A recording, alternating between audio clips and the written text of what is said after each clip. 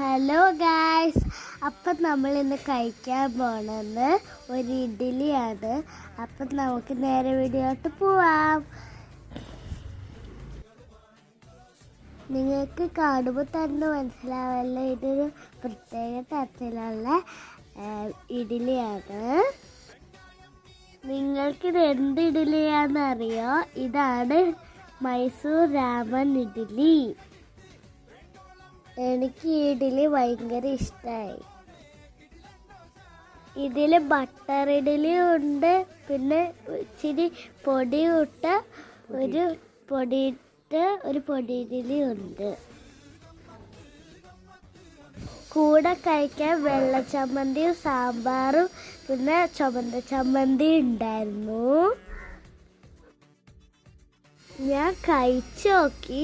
എനിക്ക് അപ്പം ഏറ്റവും ഇഷ്ടമായ ബട്ടർ ഇഡ്ഡലിയാണ്.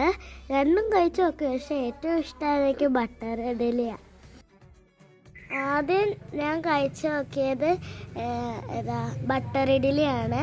ബട്ടർ ഇഡ്ഡലി കഴിച്ചു നോക്കിയപ്പോൾ പിന്നെ സാധാ ഒരു ഇഡ്ഡലിയിൽ ബട്ടർ ഇട്ട പോലെയാണ് എനിക്ക് തോന്നിയത്. പിന്നെ പൊടി ഇഡ്ഡലി കഴിച്ചപ്പോൾ എനിക്കൊരു ഇച്ചിരി പൊടീൻ്റെ പിന്നെ നേരത്തെ പറഞ്ഞതിൻ്റെ പോലെ ടേസ്റ്റ് തോന്നിയത്.